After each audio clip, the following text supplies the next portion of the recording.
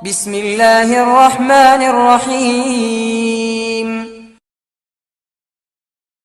السلام عليكم ورحمة الله تعالى وبركاته. بسم الله والحمد لله والصلاة والسلام على أشرف رسول الله وعلى آله الفائزين برضا الله أما بعد. സ്നേഹാദരവുകൾ നിറഞ്ഞ സത്യവിശ്വാസികളെ, സുഹൃത്തുക്കളെ, അള്ളാഹു നമ്മുടെ ഈ സംഗമം സ്വീകരിക്കട്ടെ. നമ്മുടെ പാപങ്ങൾ അള്ളാഹു പുറത്തു തരട്ടെ. രോഗങ്ങൾ അള്ളാഹു ശിഫയാക്കട്ടെ. മരണപ്പെട്ടവരുടെ ഖബർ അള്ളാഹു സന്തോഷത്തിലാക്കട്ടെ. തെറ്റുകുറ്റങ്ങൾ അവർക്ക് നമുക്കും അള്ളാഹു നിരുപാധികം മാപ്പാക്കി തരട്ടെ.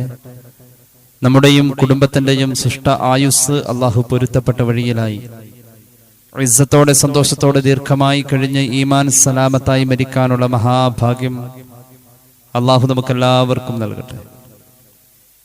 നമ്മുടെ ആയുസ്സിൽ ദുൽഹിജ്ജ് മാസത്തിലേക്ക് എത്തിപ്പെടാൻ കഴിയുക എന്നത് ഒരു മഹത്തായ തൗഫീഖാണ്. അതിനപ്പുറത്തേക്ക് ഒന്നുകൂടി കടത്തി പറഞ്ഞാൽ, ദുൽഹിജ്ജ മാസത്തിന്റെ പവിത്രതയും അതിന്റെ ബഹുമാനവും മനസ്സിൽ സൂക്ഷിച്ചുകൊണ്ട് അതനുസരിച്ച് അള്ളാഹുവിന് ഇഷ്ടമുള്ള കാര്യങ്ങളിൽ വ്യാപൃതരാവാൻ കഴിയുക എന്നത് മറ്റൊരു തൗഫീഖാണ്. മൂമിനായ മനുഷ്യൻ അവന് കിട്ടുന്ന ഈ അവസരത്തെ പരമാവധി ഉപയോഗിക്കാറുണ്ട്. ദുൽഹിജ്ജ മാസം എത്തുമ്പോഴേക്കും അതിന്റെ ആരവങ്ങൾ നേരത്തെ തന്നെ നമുക്ക് ബോധ്യപ്പെടാറുണ്ട്. പരിശുദ്ധമായ ഖുർആൻ പവിത്രം എന്ന് പറഞ്ഞിട്ടുള്ള 4 മാസങ്ങളിലെ പ്രധാന മാസമായ ദുൽഹിജ്ജ മാസം, അത് നമ്മളിലേക്ക് സമാഗതമാകുന്നതിന് മുമ്പ് ഉദുഹിയ്യത്തിന്റെ കർമ്മങ്ങളുമായി ആ ആലോചനകളും ഹജ്ജുമായി ബന്ധപ്പെട്ടിട്ടുള്ളതായ യാത്രകളും തയ്യാറെടുപ്പുകളും എല്ലാം ആത്മീയമായ ഒരു പ്രതീതി നമ്മുടെ മനസ്സിലുണ്ടാക്കി തരാറുണ്ട്. സ്വാഭാവികമാണ്, ആ സന്ദർഭം എത്ര അശ്രദ്ധയിലാണേലും ഒന്ന് ശ്രദ്ധിച്ചു പോകും. അള്ളാഹുവിന്റെ ദീനുമായി വലിയ ബന്ധങ്ങളില്ലാതെ ജീവിച്ചു പോകുന്ന മുസ്ലിം നാമധാരി പോലും ഇത് ദുൽഹിജ്ജയാണെന്ന് ഓർത്തുപോകും. ഒന്നുകൂടി വ്യക്തമാക്കി പറഞ്ഞാൽ, വലിയ പെരുന്നാളും കൂടി ഈ മാസത്തിൽ ഉള്ളത് കൊണ്ട് എല്ലാവരും അറിയും. അങ്ങനെ കേവലം ഒരു അറിയലും അറിഞ്ഞോടുത്ത് വെച്ചുകൊണ്ട് എന്തെങ്കിലുമൊക്കെ ചെയ്യലും അല്ല നമ്മെ സംബന്ധിച്ച് ദുൽഹിജ്ജ മാസം കിട്ടുമ്പോൾ. ശരാശരി ഒരു മനുഷ്യ ആയുസ്സിൽ പരമാവധി ഒരു ദുൽഹിജ്ജ മാസം കിട്ടുക എന്നത് ഒരു 60 അവസരമായിരിക്കും, അല്ലെങ്കിൽ ഒരു 50 അവസരമായിരിക്കും. എന്താണ് ഈ അവസരം? ഒരു വർഷത്തിൽ ഒരിക്കലേ അല്ലേ ഉള്ളൂ. അപ്പൊ 60 അവസരം എന്ന് പറഞ്ഞാൽ 60 വയസ്സ് ജീവിക്കുന്ന ആൾക്ക് 60 പ്രാവശ്യം മാത്രം കിട്ടുന്നു. പരിശുദ്ധമായ റമദാൻ കഴിഞ്ഞാൽ അമലുകൾക്ക് വലിയ പ്രാധാന്യവും സ്ഥാനവുമുള്ള ഒരു സന്ദർഭവും കൂടിയാണ് ദുൽഹിജ്ജ മാസം. ഇത് പ്രമാണങ്ങൾ കൊണ്ട് സ്ഥിരപ്പെട്ടതാണ്. 50 വയസ്സോ 60 വയസ്സോ ജീവിക്കുന്ന ആളുടെ ശൈശവം, കൗമാരം അതൊക്കെ കഴിഞ്ഞ് അവന്റെ പ്രാപ്തിയിലേക്ക് എത്തി ഇതൊക്കെ ചിന്തിക്കുകയും ഇതെല്ലാം വേണമെന്ന് തീരുമാനിക്കുകയും ചെയ്യുന്ന ഒരു സന്ദർഭത്തെ ഒന്നുകൂടി നമ്മൾ ആലോചിച്ചു കഴിഞ്ഞാൽ 10ഓ 20ഓ ദുൽഹിജ്ജ മാസം മാത്രമേ നമുക്ക് കിട്ടാനുള്ളൂ. അങ്ങനെയെങ്കിൽ കിട്ടിയോടത്ത് വെച്ച് അതിന്റെ തുടക്കം മുതൽക്ക് അത് നേടാനുള്ള സർവ ശ്രമങ്ങളും ഉണ്ടാവണം. അതിലേക്കുള്ള ഒരു പ്രചോദനമാണ് നമ്മുടെ ഇന്നത്തെ സബ്ജക്റ്റിൽ പറയാൻ ആഗ്രഹിക്കുന്നത്. അമൽ ചെയ്യാൻ അല്ലാഹു നമുക്ക് തൗഫീഖ് നൽകി അനുഗ്രഹിക്കട്ടെ. ആ മുഖങ്ങൾ വലിച്ചു നീട്ടുന്നില്ല. ഇസ്ലാമിക കർമ്മശാസ്ത്രത്തിൽ ഷാഫിഈ മദ്ഹബിലെ പ്രധാന ഗ്രന്ഥമായ ഫത്ഹുൽ മുഈൻ വ്യാഖ്യാനിച്ചുകൊണ്ട് സയ്യിദുൽ ബക്കരി ഇആനത്തിൽ കുറിക്കുന്നുണ്ട്, വയുസന്നു അൻ യുവാദിബ വൽ ഫജ്ർ വലയാലിൻ അശ്ർ ഫീ അശ്രി ദിൽ ഹിജ്ജ. പരിശുദ്ധമായ ദുൽഹിജ്ജ മാസം വരുമ്പോ വൽ ഫജ്ർ വലയാലിൻ അശ്ർ എന്ന സൂറത്ത് ദുൽഹിജ്ജയുടെ ആദ്യ സന്ദർഭം മുതൽ, അതായത് 1-ാം രാവ് മുതൽ ഓതൽ സുന്നത്താണ്. എന്തെങ്കിലും രീതിയിൽ ഏതെങ്കിലും സൂറത്ത് ഓതണം എന്നല്ല പറഞ്ഞത്. കൃത്യമായ ഇസ്ലാമിക കർമ്മശാസ്ത്രത്തിന്റെ പിൻബലത്തോടുകൂടെ ആണ് ഇത് പറഞ്ഞിട്ടുള്ളത്. ഇബാറത്തോതി തന്നെയാണ് പറഞ്ഞത്. അല്ലാതെ ഏതെങ്കിലും ഒരു അറബി മാസം വരുമ്പോഴേക്കും മുസ്ലിയാക്കന്മാരെല്ലാവരും ഏതെങ്കിലും സൂറത്ത് ഓതണം എന്ന് പറയുന്ന പോലെ അല്ല പറഞ്ഞത്.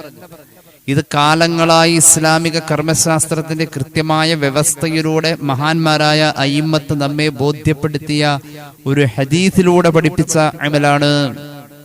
ഇമാം ബൈലാവിയൊക്കെ കൃത്യമായത് വ്യാഖ്യാനിച്ച് പറയുന്നുണ്ട്, ഐ ബിദായത്ത് ദുൽഹിജ്ജ മാസത്തിന്റെ ആദ്യ സന്ദർഭം മുതൽക്ക് വൽ ഫജ്ർ ഓതല് പ്രത്യേക സുന്നത്താണ്. പതിവായി ഓതണം ദുൽഹിജ്ജയുടെ അവസാനം വരെ. ഹദീസിലുള്ളത് അത് കഴിഞ്ഞും നിർത്തരുതെന്ന. അപ്പൊ ഈ വർഷം ദുൽഹിജ്ജ മാസത്തിന്റെ 1-ാം രാവ് മുതൽക്ക് അങ്ങ് ഓതി തുടങ്ങിയ ഇൻഷാ അല്ലാഹ് ഞാൻ മരിക്കണവരെ ഓതുന്ന അങ്ങോട്ട് തീരുമാനിക്കും. അങ്ങനെ തന്നെ ചെയ്യണമെന്ന് റസൂലുള്ളാഹി പറഞ്ഞു സ്വല്ലല്ലാഹു അലൈഹി വസല്ലം വഴിയെ ഞാൻ ഹദീസ് പറയുന്നുണ്ട്. അപ്പൊ ദുൽഹിജ്ജ മാസത്തിന്റെ 1-ാം രാവ് മുതൽക്ക് വൽ ഫജ്ർ അധ്യായം മുതൽ പ്രത്യേക സുന്നത്താണ്. സയ്യിദുൽ ബക്രി ഇആനത്തിൽ ഇത് കുറിക്കുന്നുണ്ട്. ഒരു ഹദീസ് കേട്ടോളൂ, തഫ്സീറുൽ ബൈളാവി.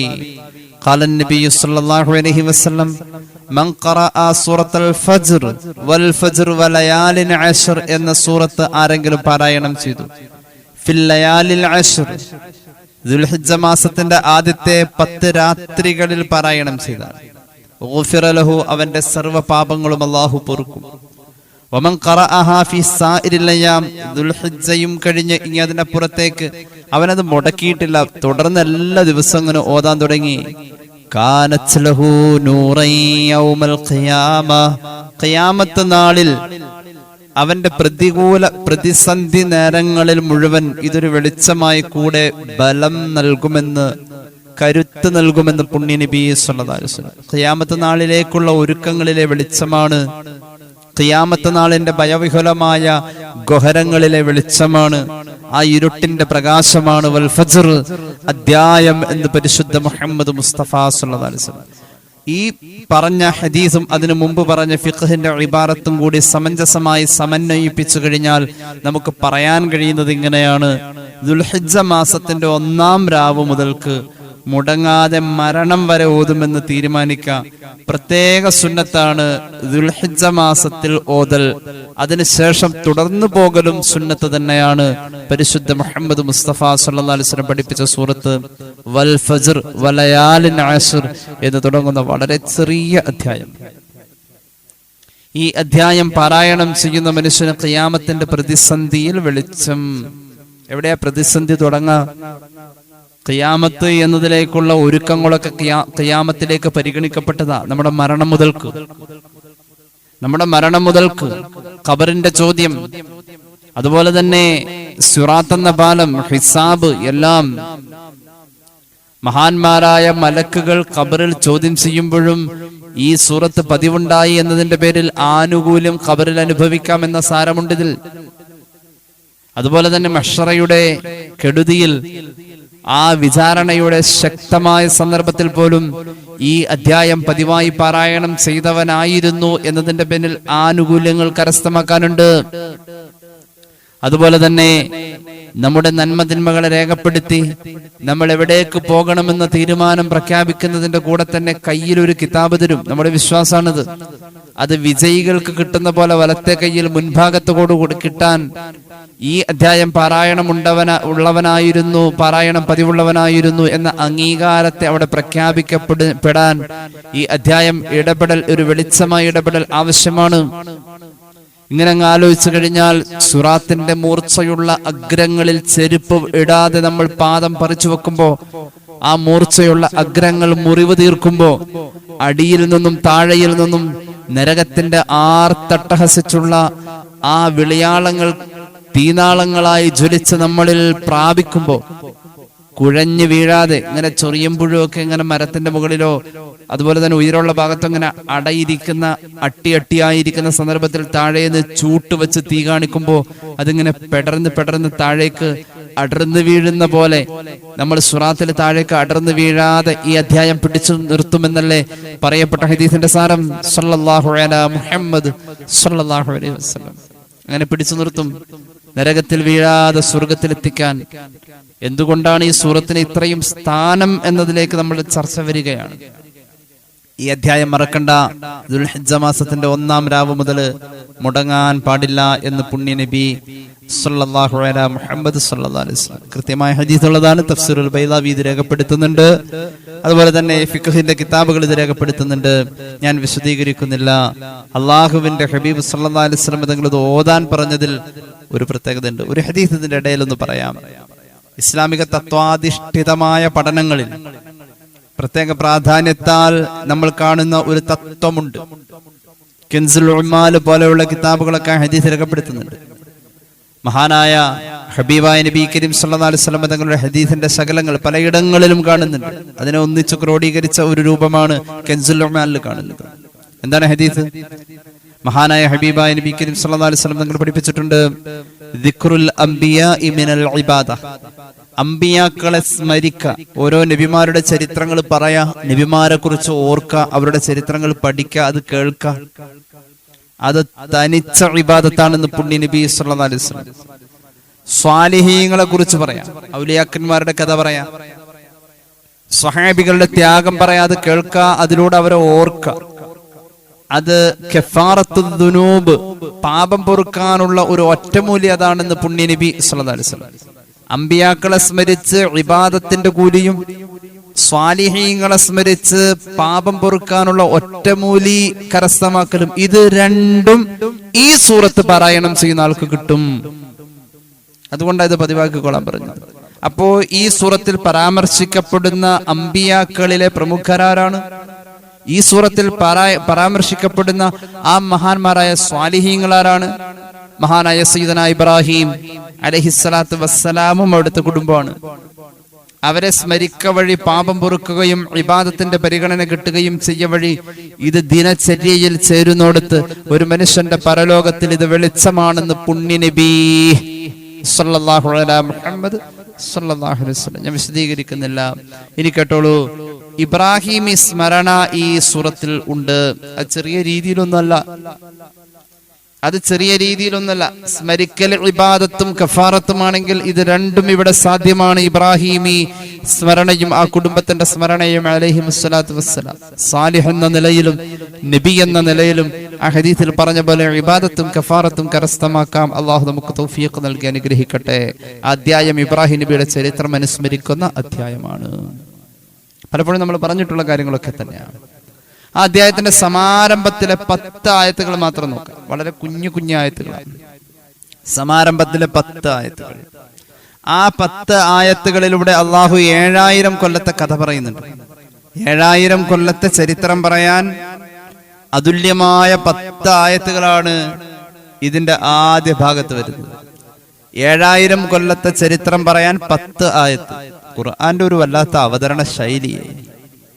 7000 കൊല്ലത്തെ ചരിത്രത്തെ ചിന്തിക്കാൻ മനുഷ്യനെ പിടിച്ചു കൊണ്ടുപോകാൻ വെറും 10 ആയത്ത് മതി. ആ 10 ആയത്തുകളിലൂടെ അള്ളാഹു ഇബ്രാഹിമി ചരിത്രത്തെ വളരെ മനോഹരമായി തന്നെ അവതരിപ്പിക്കുന്നുണ്ട്, വലിയ പ്രാധാന്യത്തിൽ തന്നെ. അപ്പൊ ഈ അധ്യായത്തിന്റെ പാരായണം ആ ചരിത്രത്തിന്റെ പാരായണമാണ്, ആ സീറയാണ്, ഇബ്രാഹിമി സീറയുടെ പാരായണം, ഇബ്രാഹിമി സ്മരണയാണ്. അതുവഴി കഫാറത്തും ഇബാദത്തും കരസ്ഥമാക്കലാണ്. ഏതായാലും ആ ആയത്തുകളിലേക്കൊന്ന് കടന്നു വരാം. ആദ്യത്തെ 10 ആയത്ത് നമുക്കെല്ലാവർക്കും അറിയാവുന്ന ആയത്തുകൾ. ബിസ്മില്ലാഹിർ റഹ്മാനിർ റഹീം വൽ ഫജ്ർ വലയാലിൻ അശ്ർ വശഫഇ വൽ വത്ർ വല്ലൈലി ഇദാ യസ്ർ ഹൽ ഫീ ദാലിക ഖസമുൽ ലിദീ ഹിജ്ർ ألم تر كيف فعل ربك بعاد إرم ذات العماد التي لم يخلق مثلها في البلاد وثمود الذين جابوا الصخر بالواد وفرعون ذي الأوتاد. ഈ 10 ആയത്ത് നബി സ്മരണയാണ്, ഇബ്രാഹിമി സ്മരണ. എത്ര മനോഹരമായ രീതിയിൽ കൊണ്ടുവന്ന് ഈ 10 ആയത്തുകളിൽ അവസാന 5 ആയത്തുകളിലാണ് പ്രത്യക്ഷത്തിൽ ചരിത്രം കാണുന്നത്. ഈ 10 അവസാനത്തെ 5 ആയത്തിലാണ്. യഥാക്രമം ആദ് സമൂഹത്തെ കുറിച്ച് പറഞ്ഞിട്ടുണ്ട്, സമൂദ് വിഭാഗത്തെ കുറിച്ച് പറഞ്ഞിട്ടുണ്ട്, ഫറോവയെ കുറിച്ച് പറഞ്ഞിട്ടുണ്ട്. ചരിത്ര വിദ്യാർത്ഥിയുടെ മുന്നിലെ ഏറ്റവും നിർണായകമായ കാലങ്ങളാണ് പഠന വിധേയമാകുമ്പോൾ നാഗരികതകളുടെ വൈജാത്യങ്ങൾ നിറഞ്ഞു നിൽക്കുന്ന കാലങ്ങളാണ് ഈ 7000 കൊല്ലത്തിൽ ആദ് സമൂദ് ഫറോവ യുഗങ്ങൾ. ഈ അധ്യായത്തിലൂടെ 7000 കൊല്ലത്തിന്റെ ഇങ്ങനെയുള്ള വിശാലമായ ചരിത്രം പറയുന്നിടത്ത് വൽ ഫജ്ർ പ്രഭാതത്തെ തന്നെയാണ് സത്യം, വലയാലിൻ അശ്ർ 10 രാത്രികളെ തന്നെയാണ് സത്യം. ഇരട്ടയെ തന്നെയാണ് സത്യം. വൽ വത്ർ ഒറ്റയെ തന്നെയാണ് സത്യം. സത്യം വിഷയത്തിലേക്ക് വരണുള്ളൂ, ചരിത്രത്തിലേക്ക് വരണുള്ളൂ. പിന്നെയോ വല്ലൈലി ഇദാ യസ്ൻ രാവ് ഇരുളുമുറ്റുന്ന സന്ദർഭത്തെ തന്നെയാണ് സത്യം. സത്യം സത്യം സത്യം. എന്താ സത്യം? മക്ക കുഫാർ അള്ളാഹുവിന്റെ ശിക്ഷയിൽ നിർഭയരാവുന്നോ? അവർക്ക് ശിക്ഷ വരില്ലെന്ന് അവർ വിചാരിക്കാം. അവര് ചിന്തിക്കുന്നില്ലേ, ഹൽ ഫീ ദാലിക ഖസമുൽ ലിദീ ഹിജ്ർ, ബുദ്ധിയുള്ളവന് ചിന്തിക്കാൻ ഇതിലേറെ ഉണ്ടേ. എന്താണ്? അലം തറ കൈഫ ഫഅല റബ്ബുക ബിആദ്. ആദ് സമൂഹത്തിന്റെ ചരിത്രം പറയാണ്. ആദ് സമൂഹത്തെ അല്ലാഹു റബ്ബുൽ ഇസ്സത്ത് എന്താണ് ചെയ്തതെന്ന് ഇവരാരും കാണുന്നില്ലേ? ആദ് സമൂഹം എന്ന് പറഞ്ഞാൽ ഹൂദ് നബിയുടെ സമൂഹമാണ്. അവര് മഹാനായ നൂഹ് നബി അലൈഹിസ്സലാത്തു വസ്സലാമിന്റെ മകൻ സാം അലൈഹിസ്സലാത്തു വസ്സലാമിന്റെ പരമ്പരയിലൂടെ വന്നവരാണ്. അല്ലാഹു തആല ആദ് സമൂഹം, അതായത് ഹൂദ് നബിയുടെ സമൂഹത്തിന് നേരെ ശിക്ഷയായി റബ്ബ് ഒരു കാറ്റിനെ പറഞ്ഞയച്ചു. ആ കാറ്റാവട്ടെ, കാറ്റ് നല്ല ചൂടുള്ള ശക്തമായ ചൂടുള്ള കാറ്റ്, അതോടൊപ്പം തന്നെ വൽബർദ് ശക്തമായ തണുപ്പുമുണ്ട്. സബഅലയാൽ മുതതാബിഅതൻ, ആ ചൂടും തണുപ്പും ഇങ്ങനെ മാറി മാറി വരുന്ന തുടർച്ചയായ കാറ്റ് 8 രാത്രികളിലും 7 രാത്രികളിലും 8 പകലുകളിലുമായി വന്ന് അവരെ നശിപ്പിച്ചു. ആരോഗ്യത്തിൽ അവർക്ക് പിടിച്ചെടുക്കാൻ കഴിഞ്ഞില്ല. അവർ ചില്ലറക്കാരൊന്നുമല്ല, വലിയ ആരോഗ്യമുള്ളവരായിരുന്നു. അവരുടെ ആകാരമായ മികവിൽ, അവരുടെ ആരോഗ്യത്തിന്റെ മികവിൽ അവർക്ക് പിടിച്ചെടുക്കാൻ കഴിഞ്ഞില്ല. ക്ലൈമറ്റിലുള്ള ഈ തുടർച്ചയായ മാറ്റം അവരെ പല രോഗങ്ങൾക്കും വിധേയരാക്കി. അവർ ആ കാലഘട്ടത്തിൽ എല്ലാവരും തന്നെ മരിച്ചു വീണു. അന്നത്തെ ജനസംഖ്യ 4000 ആളുകളായിരുന്നു എന്ന് മുഫസ്സിരിങ്ങൾ രേഖപ്പെടുത്തുന്നു. അവർക്ക് വന്ന ആ അദാബ് മക്കയിലെ കുഫാർ ഭയക്കുന്നില്ലേ? അത് ഇന്നും വരും. അലം തറ കൈഫ ഫഅല റബ്ബുക ബിആദ്. ആദ് സമൂഹത്തിൽ അല്ലാഹു എന്താണ് ചെയ്തതെന്ന് ഇവരറിയുന്നില്ലേ, ചിന്തിക്കുന്നില്ലേ? പിന്നെ പറഞ്ഞു, ആരാണ് ആദ് സമൂഹം എന്നറിയുമോ? ഇറം പട്ടണക്കാരാണ്. വലിയ വലിയ സ്തൂപങ്ങളും സ്തംഭങ്ങളും സൃഷ്ടിച്ച ചരിത്രത്തിൽ ഇടം നേടിയവരാണ്. അല്ലതീ ലം യുഖ്ലഖ് മിസ്ലുഹാ ഫിൽ ബിലാദ്. അവരെ പോലെ ആകാര വലിപ്പമുള്ളവരെ പിന്നെ അല്ലാഹ് പടച്ചിട്ടില്ല. വലിയ വലിപ്പമുള്ള മനുഷ്യന്മാര്, 100 മുഴവും 60 മുഴവും ഒക്കെ ഉയരമുള്ള വലിയ മനുഷ്യന്മാര്, വലിയ ആരോഗ്യ ദൃഢഗാത്രരായ, ശരീരത്തിന് അപാരമായ അതുല്യമായ വലിപ്പം, രാക്ഷസ വലിപ്പം എന്നൊക്കെ പറയാം. 60 മുഴവും 100 മുഴവും ഒക്കെ ഉയരം ഉള്ള വലിയ മനുഷ്യന്മാരായിരുന്നു ആ കാലഘട്ടത്തിൽ ജീവിച്ച എല്ലാവരും. അങ്ങനെയായിരുന്നു. അങ്ങനെ ഉള്ളവരുടെ ആരോഗ്യം കൊണ്ട് പിടിച്ചു നിൽക്കാൻ പറ്റാത്ത വിധം അള്ളാന്റെ ഇദാബ് വന്ന കഥയാണ്. അള്ളാഹുവിന്റെ ഇദാബ് വന്ന കഥയാണ്. അലം തറ കൈഫ ഫഅല റബ്ബുക ബിആദ്. ഇറമ ദാത്തിൽ ഇമാദില്ലത്തി ലം യുഖ്ലഖ് മിസ്ലുഹാ ഫിൽ ബിലാദ്. ഈ 10 ആയത്തുകളിൽ ഇനി പറയുന്ന ചരിത്രം, വസമൂദല്ലദീന ജാബുസ്സുഖറ ബിൽവാദ്. പടകൂറ്റൻ പർവ്വതത്തിന്റെ താഴ്വാരങ്ങളിലെ കട്ടിപ്പാറകളെ തുരന്ന് ഭവനം നിർമ്മിച്ച സമൂദ് വിഭാഗം, സ്വാലിഹ് നബിയുടെ ജനത. അവർക്കും അള്ളാഹുവിന്റെ ഇദാബ് വന്നു. അവർക്ക് അള്ളാഹുവിന്റെ ഇദാബ് ഒരു പ്രകമ്പനമായിരുന്നു. ആ പ്രകമ്പനത്തിന്റെ മുഴക്കം കേട്ട് അവർ ചെവി പൊത്തിപ്പിടിച്ച് തല കൊണ്ടുവന്ന് തലയെ അവർ 2 കാൽമുട്ടിന്റെ ഇടയിലേക്ക് തിരികെ കയറ്റിയിട്ട് മുട്ടിങ്ങനെ കെട്ടി ചെവി അടച്ചു പിടിച്ച് കുന്തംകാലിലിരിക്കാന്ന് പറയും ഞങ്ങളുടെ നാട്ടിൽ. കുന്തംകാലിലിരിക്കും. അങ്ങനെ ഇരുന്നാണ് അവർ ചത്തുപോയത്. ആ സമൂഹത്തെയും നശിപ്പിച്ചു. പിന്നെ പറഞ്ഞു,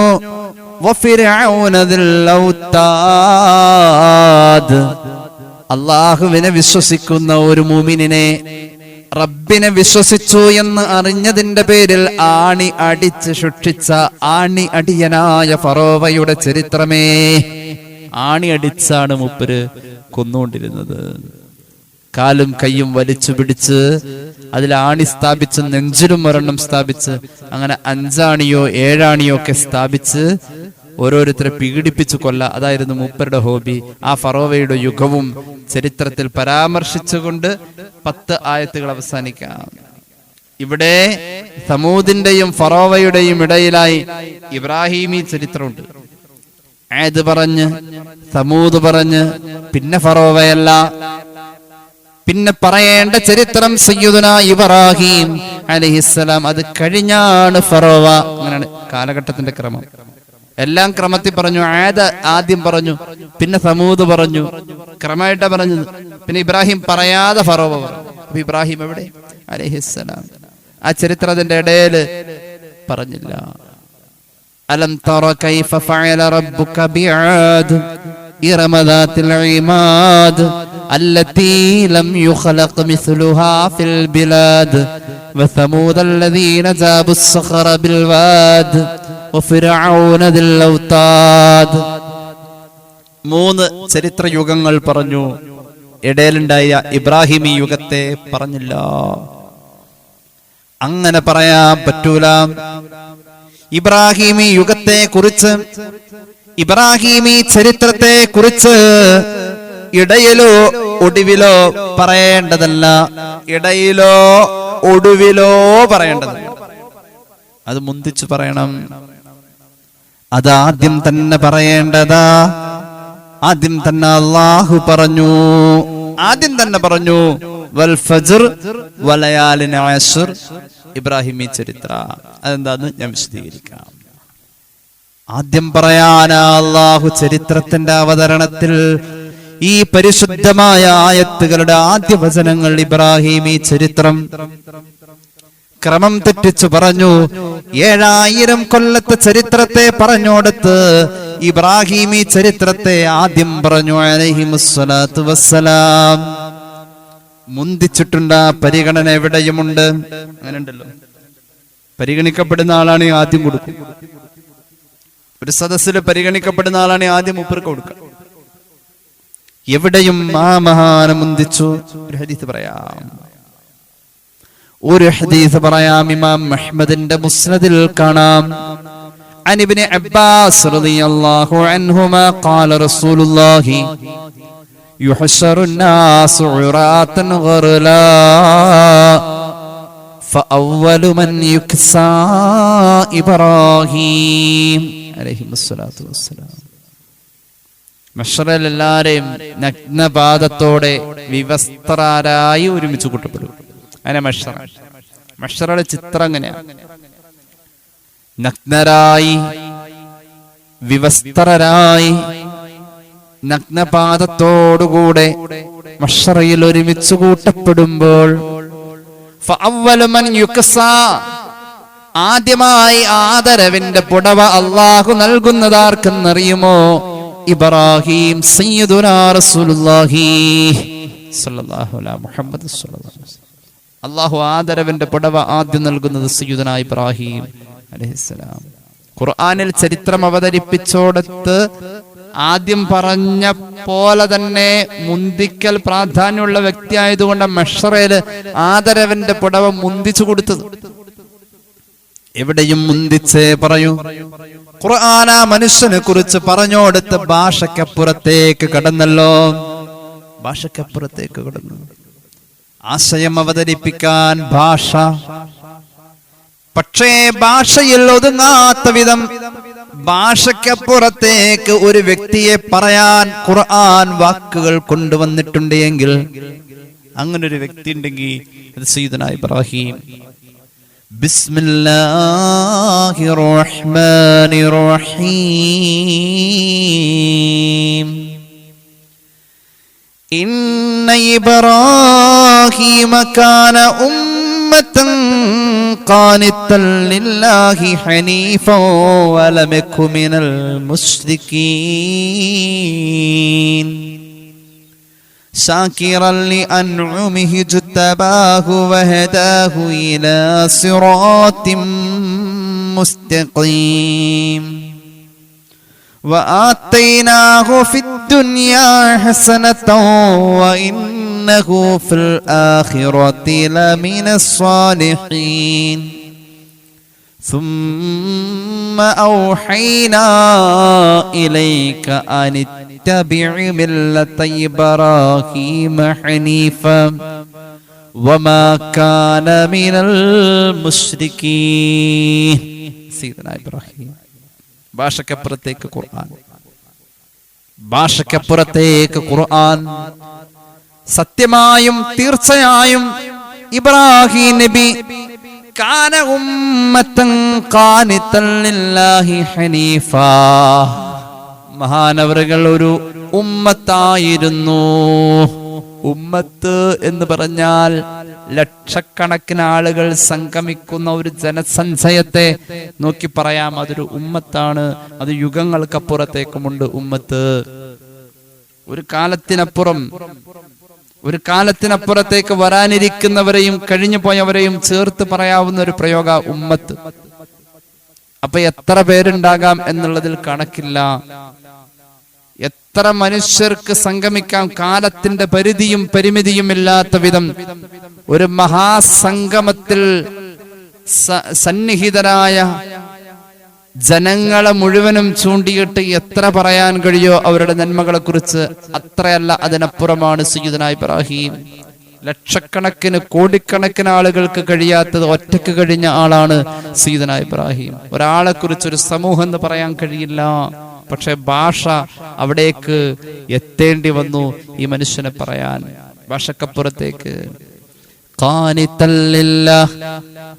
അക്ഷരാർത്ഥത്തിൽ അല്ലാഹുവിനെ വഴിപ്പെടുന്നവർ, ഹനീഫ സത്യതൽപരൻ, വലമകൂ മിനൽ മുശ്രികീൻ, ശാകിറൻ ലിഅൻഉമിഹി, അല്ലാഹുവിന്റെ നിഅമത്തുകൾക്ക് കൃത്യമായി വ്യവസ്ഥാപിതമായി പ്രക്രിയാധിഷ്ഠിതമായി അനുഗ്രഹങ്ങളെ മാനിച്ചിരുന്ന ജീവിത ശൈലിയായിരുന്നു മഹാനവറുകളുടേത്.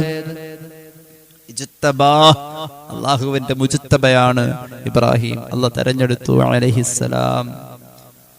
സിറാത്തും മുസ്തഖീമിന്റെ മാർഗത്തിലെ ഏറ്റവും വലിയ വെളിച്ചമാണ് ഇബ്രാഹിം.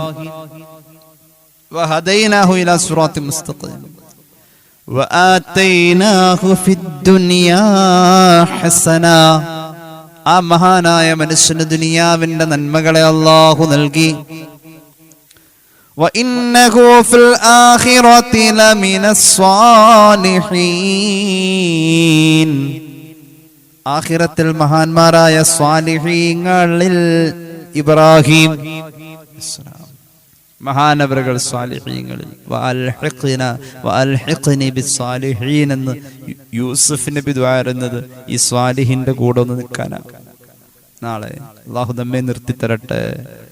ثم أوحينا إليك, മുത്തനബിയേ അങ്ങയിലേക്ക് വഹി പറഞ്ഞു തരട്ടെ.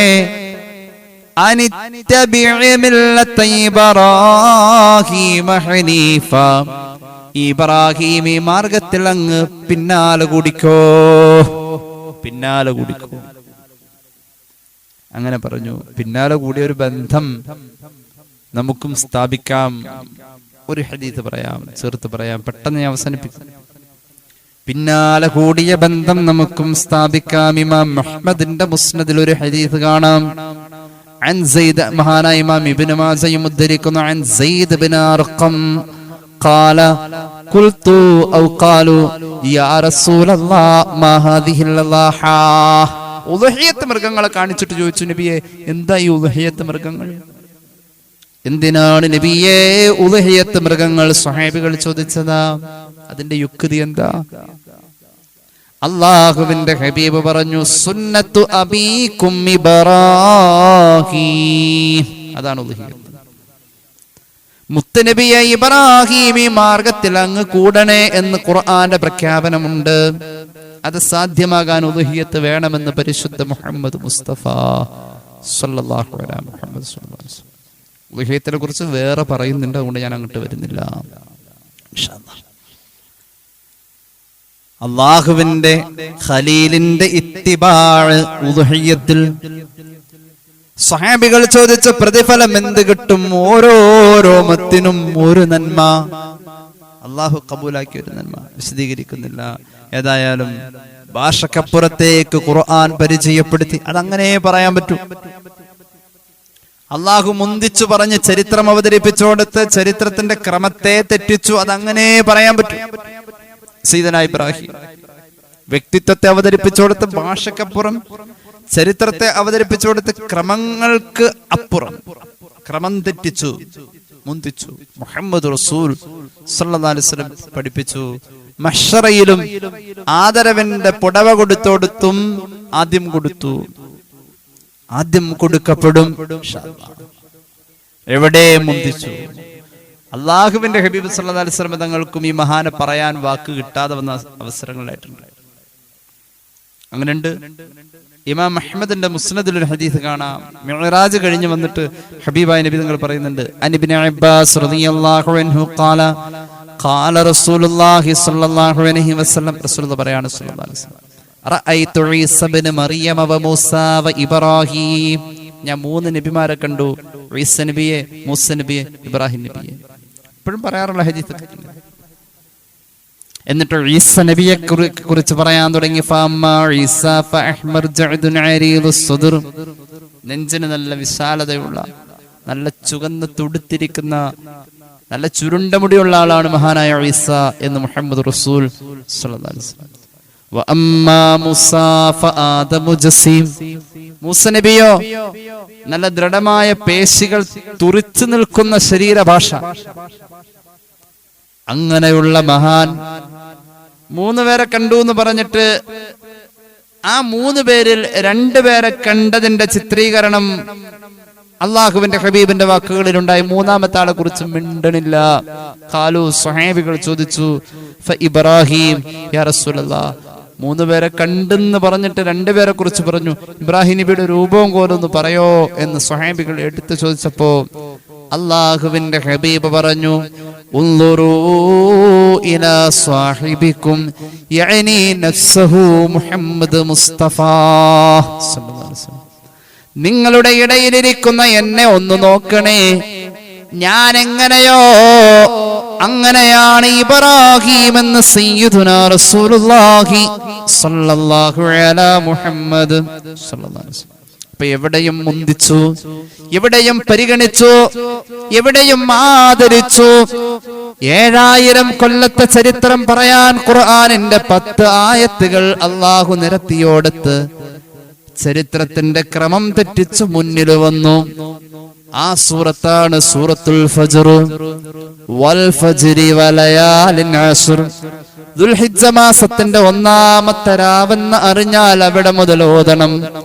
പാപം പൊറുക്കാൻ, ജീവിതത്തിന്റെ വെളിച്ചമേകാൻ, ഐശ്വര്യമുണ്ടാകാൻ, കടങ്ങൾ വീടാൻ, രോഗങ്ങൾ അകന്നു പോവാൻ, സന്തോഷങ്ങൾ നിലനിൽക്കാൻ വൽ ഫജ്ർ ഓതണം. അത് ദുൽഹിജ്ജ മാസത്തിൽ ഓതി തുടങ്ങിയാൽ ആയുസ്സിന്റെ അറ്റം വരെ എന്ന് പുണ്യ നബി സല്ലല്ലാഹു അലൈഹി വസല്ലം. മരണവും അനന്തരമുള്ള കാര്യങ്ങളിലും ഈ സൂറത്തിന്റെ ഒരു കരുത്ത് മനുഷ്യനിൽ ഉണ്ടാകും എന്ന് പരിശുദ്ധ മുഹമ്മദ് മുസ്തഫ സല്ലല്ലാഹു അലൈഹി വസല്ലം. അല്ലാഹു തൗഫീഖ് നൽകട്ടെ. ചെറിയ കാര്യമില്ല എന്റെ പ്രിയമുള്ളവരെ. അപ്പൊ ഈ സൂറത്തിന്റെ അർത്ഥം എന്താ? ഈ അധ്യായത്തിലെ ആയത്തുകളുടെ അർത്ഥം എന്താ?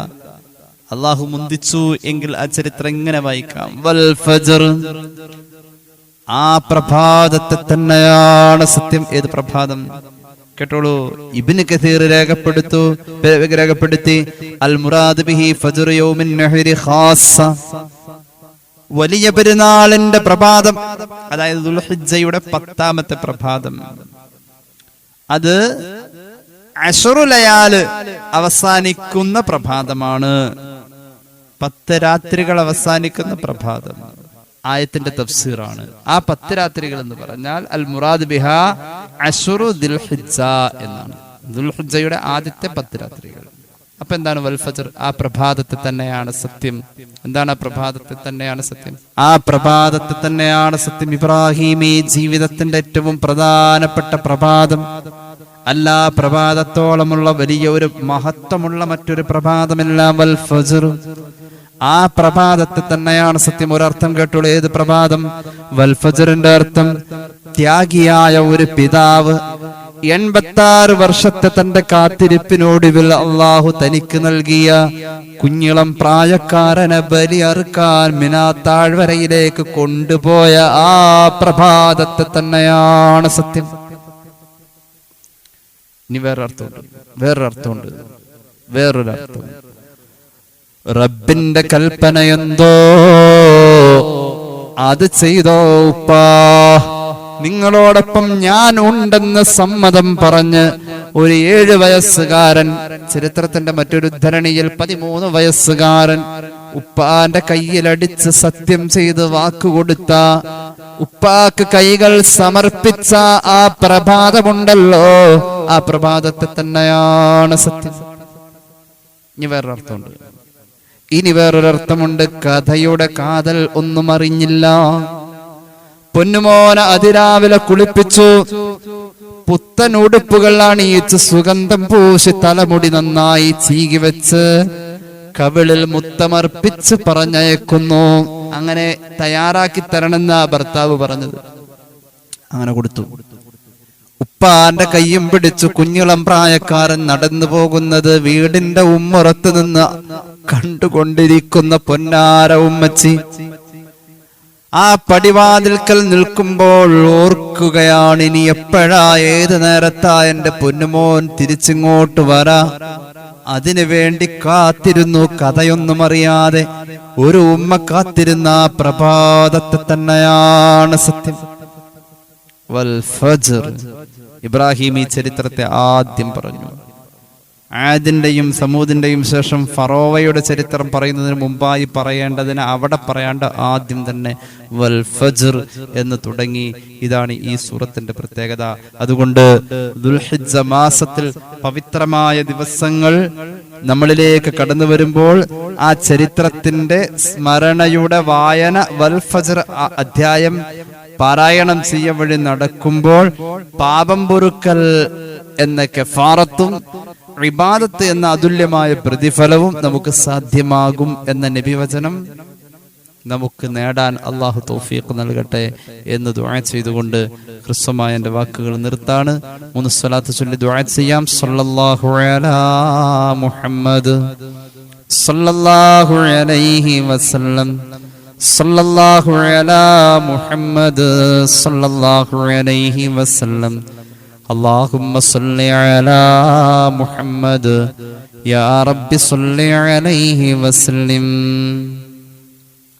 الحمد لله رب العالمين. اللهم صل على سيدنا محمد وعلى آل سيدنا ومولانا محمد. അല്ലാഹുവേ നീ സ്വീകരിക്കണേ തമ്പുരാനെ, പാപങ്ങൾ പൊറുക്കണേ അല്ലാ, രോഗങ്ങൾ ശിഫയാക്കുക അല്ലാ. ഒരുപാട് പേര് ദുആ വസിയത്ത് ഏൽപ്പിച്ചു, അവരുടെ ആവശ്യങ്ങൾ നിറവേറ്റണേ അല്ലാ. അല്ലാഹുവേ നീ തന്നതിൽ മുഴുവനും ബറക്കത്ത് നൽകണേ അല്ലാ. തരാൻ ഉദ്ദേശിച്ചതിൽ ബറക്കത്ത് നൽകണേ അല്ലാ. ഞങ്ങളെ സഹായിക്കുന്നവരെ നീ സഹായിക്കണേ അല്ലാ. സ്നേഹിക്കുന്നവരെ നീ സ്നേഹിക്കണേ അല്ലാ. ഞങ്ങളുടെ ആഖിബത്തിൽ നീ ബറക്കത്ത് നൽകണേ അല്ലാ. അല്ലാഹുവേ ഈ ക്ലാസ്സിൽ പങ്കെടുക്കുന്ന എല്ലാവർക്കും നീ ഖൈർ നൽകുക അല്ലാ, അഭിവൃദ്ധി നൽകണേ അല്ലാ. ഹജ്ജ് ഉംറ സിയാറക്ക് ഈ വർഷം ഇറങ്ങി തിരിച്ചവർക്ക് നീ എളുപ്പമാക്കുക അല്ലാ. ആ മഹത്തായ തൗഫീഖിൽ ഞങ്ങളെയും നീ ചേർക്കണേ അല്ലാ. اللهم ربنا آتنا في الدنيا حسنة وفي الآخرة حسنة وقنا عذاب النار آمين برحمتك يا أرحم الراحمين. السلام عليكم ورحمة الله وبركاته.